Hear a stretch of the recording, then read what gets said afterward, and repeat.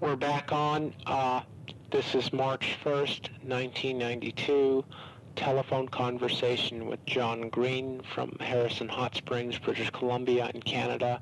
This is Danny Perez, Center for Bigfoot Studies, speaking to you from Riverside, California. We're discussing some of the things that possibly could be done 25 years after the film in terms of exposure. Okay, I'm quite certain that some of the blurring could be removed, and that the underexposed image of the Sasquatch could then be processed to bring up contrast to show more detail. So possibly we could start to see things like fingers and nose and so on. Hopefully, yeah. Okay, so that would, if this was done and we were able to see a lot more detail, possibly that would tend to verify that or discredit the film. Well, you would certainly be able to. You should know more about the film if you could see it in that form, obviously. What, in terms of this film, in terms of for the people who are biological in nature, it's a film of an unknown primate, as best we see. What, how significant in terms of your perspective and the work that you've done, what significance is it?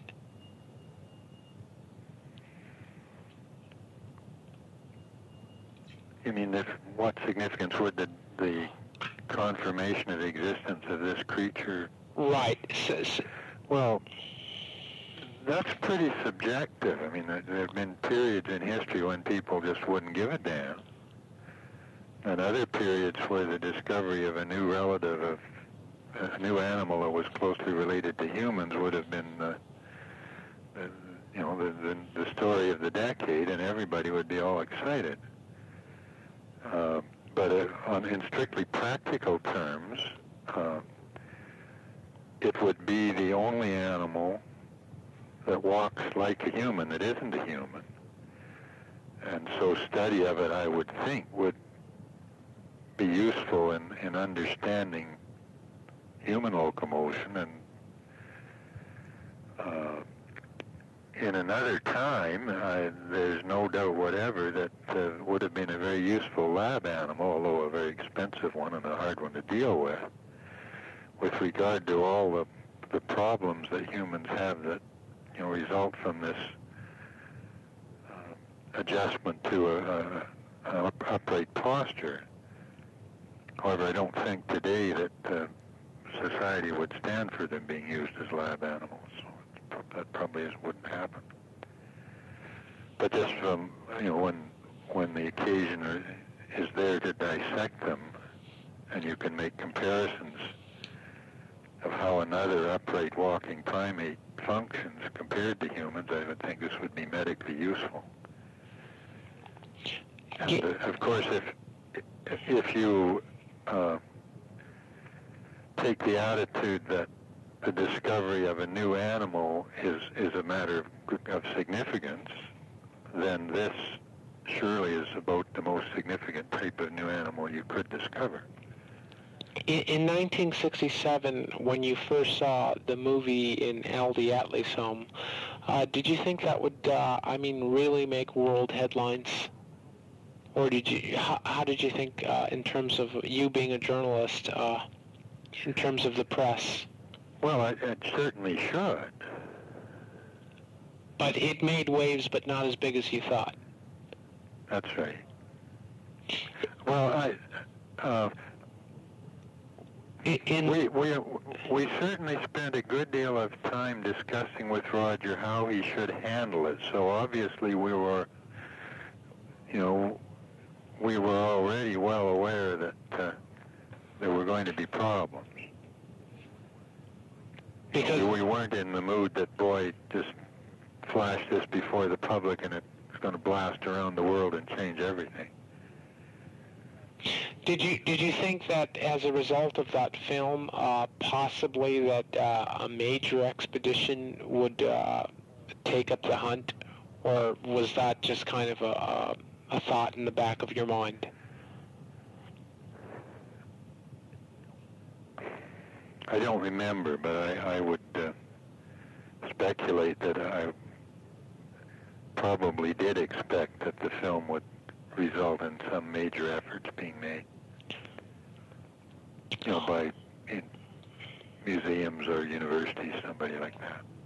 If you had to do 1967 over again, in terms of the trips, how many trips did you make to California in '67?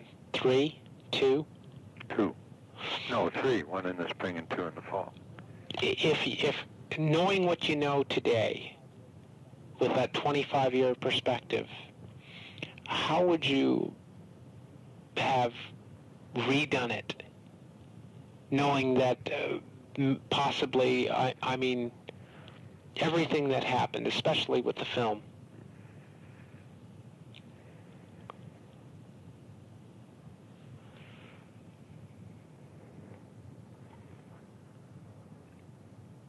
Well, there was nothing that was mine to do. I didn't have the film. Well, in terms of getting down to the film site. Well, if I had known that I don't know. I mean, I don't know that my going to the film site right afterwards would have made the slightest difference. Okay. So it's just like possibly you would have treated everything possibly the same today. Well, you know, my referring to the problems of time and money, I don't now know precisely how big those problems were. Okay. They would have had to be taken into account, and there would have been the question of what it was going to cost me in one way or another to do anything more than I did, and also the question of what I was going to accomplish if I did that. I'm no kind of an expert to say, hey, I went to the film site and because I saw this and did that, things are going to be different. Okay. When you hit the lecture circuit with the film, what was the audience reaction to that film, just in a general sense? Well, the presentation went over very well. The problem was that not very many people ever came. What type of questions were asked about the film, generally? I don't remember that. Now, in terms of, we discussed this yesterday in terms of the pendulous hair-covered breast. This is just asking a question, not that it's super significant. Do you think the subject is female? Yeah, of course. Okay. The only possible reason for arguing that it isn't is by making a couple of nonsensical comparisons. One, that it shouldn't have a peak because it's not a male gorilla, but it's bigger than a male gorilla, so that would seem to argue that it definitely ought to have a peak. And the other, that it doesn't walk like a human female, but it's not a human female, and human females walk differently from males because of the inordinate size of the head of the human infant. They have to have an enlarged pelvis in order to be able to give birth to that great big head, and these things don't have an inordinately large head compared to the rest of them. So both those arguments are nonsense. It's obviously a female, and there's no reason why anyone would suggest that it isn't. And a well-built one at that. Yeah.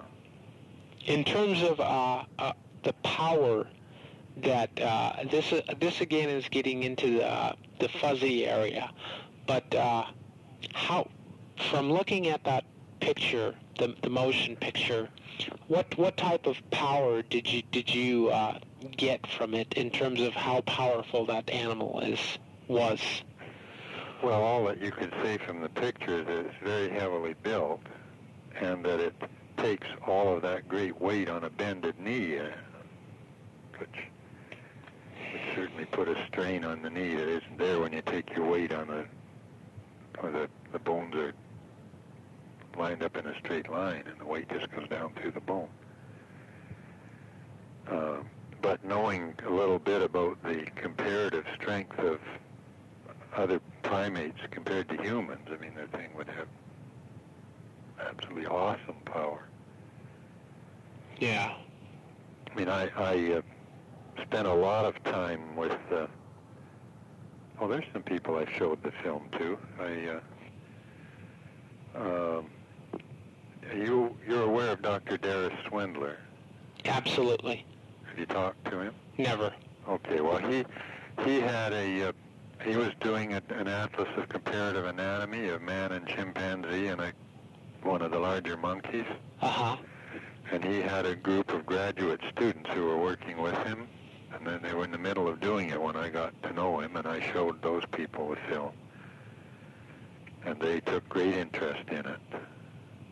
And I'm sure would continue to do so, but they're scattered to the four winds.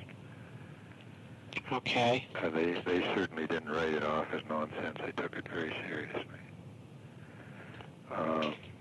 But anyway, in talking with them, and I got to know them to the point where, being short of money, when I went south, I used to stop in Seattle and stay with Bob George and one of the others in one of their rooms, rather than go to a motel. Mm-hmm.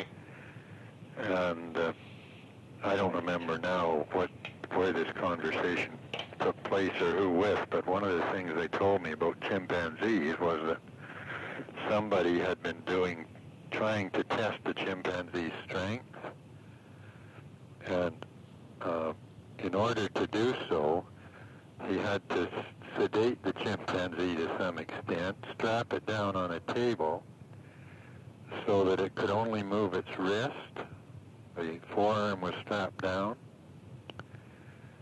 and that he would then put a pressure measuring device on its palm and press down with his own weight on this and try and get the chimpanzee to push back. And, but on one occasion he tried it without strapping the chimpanzee at the wrist so that it could move at the elbow. Mm-hmm. And it threw him against the wall. Now this would be a thing that probably didn't weigh 100 pounds, and all it could move was one elbow. And it just flipped a full-size human across the room. So and I've seen it in writing that the comparison is something like 6-to-1. So the subject in the film obviously has greater power than a chimpanzee, just by the sheer size of it. Oh yeah, I mean it probably. So would that muscle strength is proportionate to the cross section of the fiber that's contracting? You aware of that? No. Well. So, a chimpanzee, I know you've looked at chimpanzees, they have very skinny arms. Mm-hmm. This thing, of course, has extremely bulky arms. Right. And your comparison is a matter of area to area. So in other words, it is the square of the difference in height. It's not the cube, though. It doesn't go up in relation to weight. So that heavier and heavier things need proportionally bigger and bigger muscles to move themselves. Okay, so in terms that concept, pretty much. Weight increases as the cube of height. Okay, well, at least I'm getting it down on the tape so I can listen to it again. Muscular strength only increases as the square of height. Okay. So in terms of... That is presuming that all the other dimensions increase as well as the height, obviously. Do you think that would be one of the keys to the success of these animals in terms of having or not having enemies that also live in the woods? Yeah, I don't think they could conceivably have any enemy in North America other than perhaps the grizzly bear and the polar bear. The only ones that could contend with them. Right. And another thing to bear in mind is that carnivores have to be very careful not to get injured. In other words, it does not pay a carnivore to get into a fight with something anywhere near as strong as it is. Because although it might indeed kill it, it might be crippled and then unable to obtain a prey. So they don't have that big a tendency to scrap with anything that might be dangerous. I mean, I'm not saying it doesn't happen. It obviously doesn't sometimes, but you know, some people have a mental picture of two big and powerful, well-armed animals encountering each other. They immediately fly at each other. Well, that would probably be fatal to both, so it doesn't happen all that often. One final question about the subject in the movie, though perhaps you have no basis for an estimate. What age do you think this thing is? You're right, I have no basis for an estimate. Well, go ahead and throw one at us anyway. Well, you certainly get the impression that it's an adult. Uh-huh. And so, just considering the maturing rate of other apes, it's got to be at least a teenager. So possibly... There isn't any evidence of it turning gray, so it's presumably under 40 or 50. But that's a hell of a big span. Right. So possibly that film's subject is possibly still living today.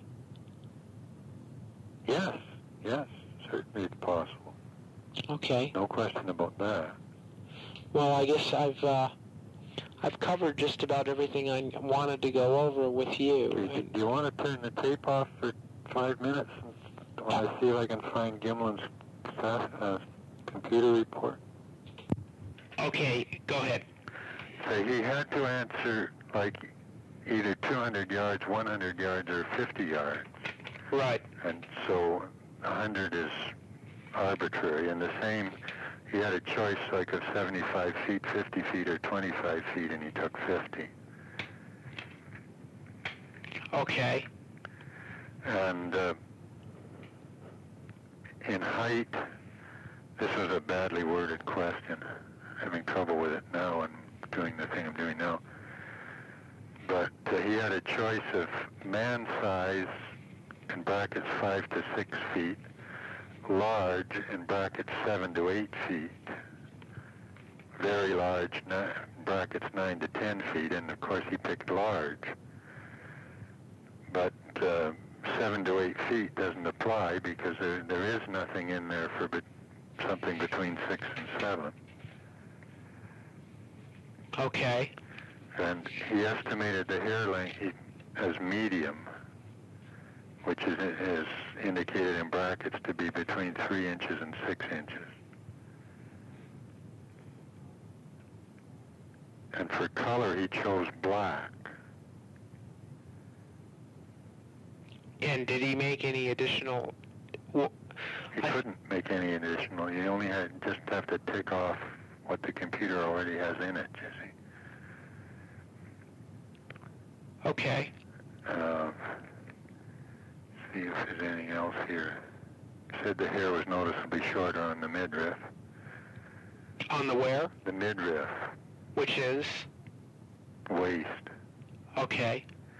And he had a choice of head, face, shoulders, midriff, body, chest, arms, hands, legs, and feet. And I guess, though, he could only have marked one. The computer couldn't have handled a double answer. And this was a mainframe at a major university. Well, now my home computer can take it multiple answer. Mm-hmm. Let's see what else. He said the ears were covered by the hair on the head, and they had no neck.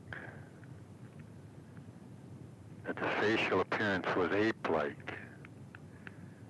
His choices were human-like, cat-like, ape-like, bear-like, and monkey-like.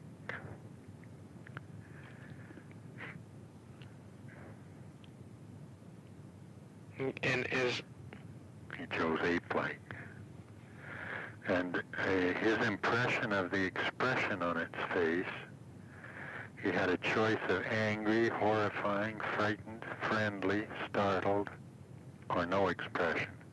And he chose angry. Did he? I think I had read or heard that he made a comment that he was able to at least see the teeth on this subject.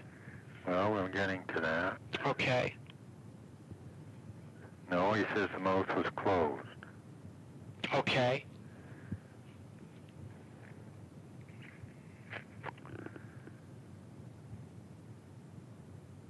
I'm skipping anything that, that we can see from the film. He said the genitals were not visible. Okay.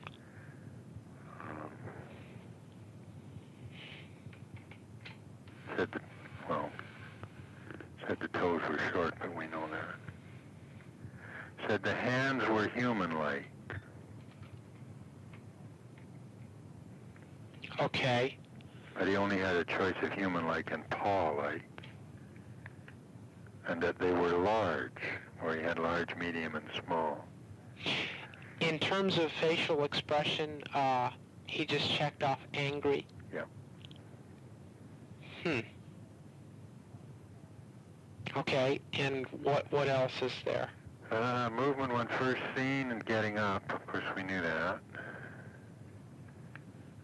Okay. Reaction to the observer, he checked avoided, as opposed to fled from or ignored. Well, there were several others, but none of them would have been appropriate. Under things the creature may have been attracted by, he chose water.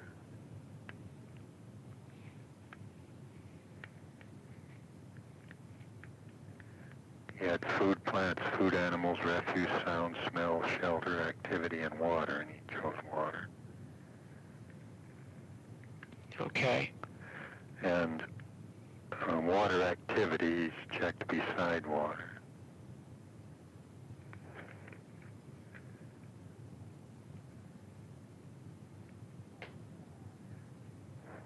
What was did he mark in there what was the temperature at that day or that time?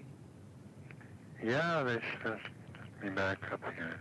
I skipped all the stuff about the site because I thought that we knew that from the film. He says the ground was wet. Maybe we didn't know that. So possibly the soles, did he make a comment that the soles reflected, picked up the sandbar, or were its... No, that... But he did... I've just discovered that there is no anecdotal material in this form. Usually there is, but I guess with that one we felt we already knew the story and we didn't bother with it. Right, but definitely the sandbar was wet. Yeah, the condition of the material was wet, right? Okay. General weather conditions normal.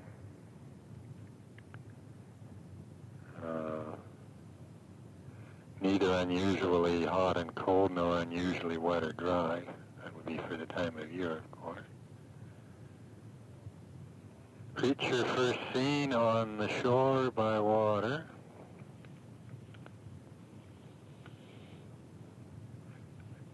And where he had a choice of, a number of choices as to the terrain at the exact location. One of them was gravel road, and another one was beach, and he chose beach. Okay. Weather on the day of the observation was warm.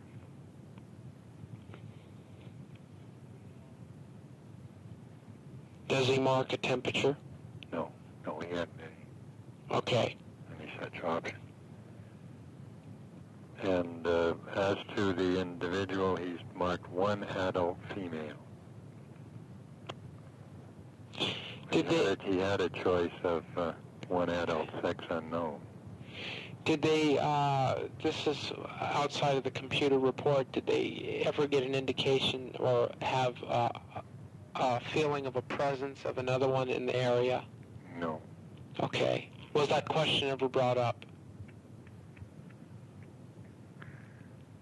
I don't suppose it was directly, no. But, okay. You know,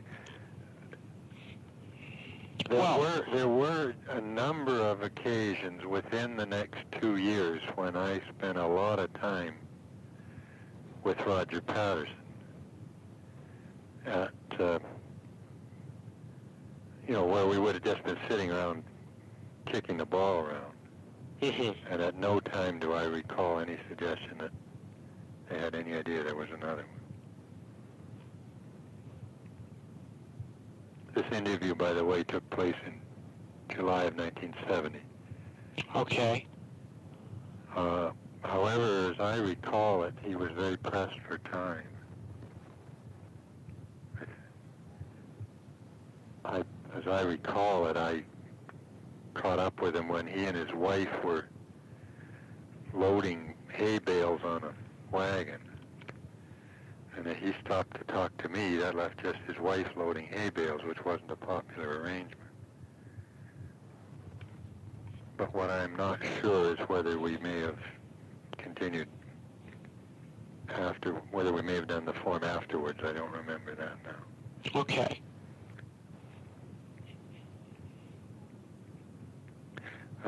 I don't know whether we mentioned at the time of when we were discussing the people at the movie that Jim McLaren was there.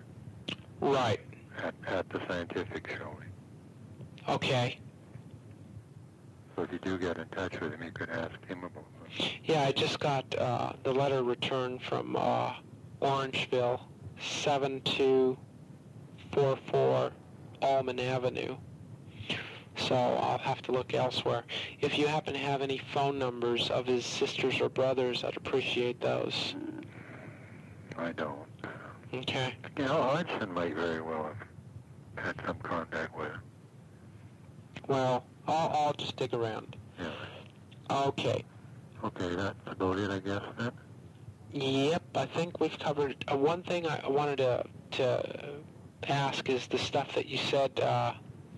You said you had some clippings on Patterson. Yeah. Pre-movie. I'd like to get those, and possibly the sketch that you made of... Yeah, I put all that stuff aside as we mentioned it. Great. Okay, I think I've covered everything I wanted to, and until I interview someone else, then I guess that's about it. Okay, I'll drop his copies in the mail. It'll probably take about a week. Okay, great. Thank you. Okay, then. Bye-bye.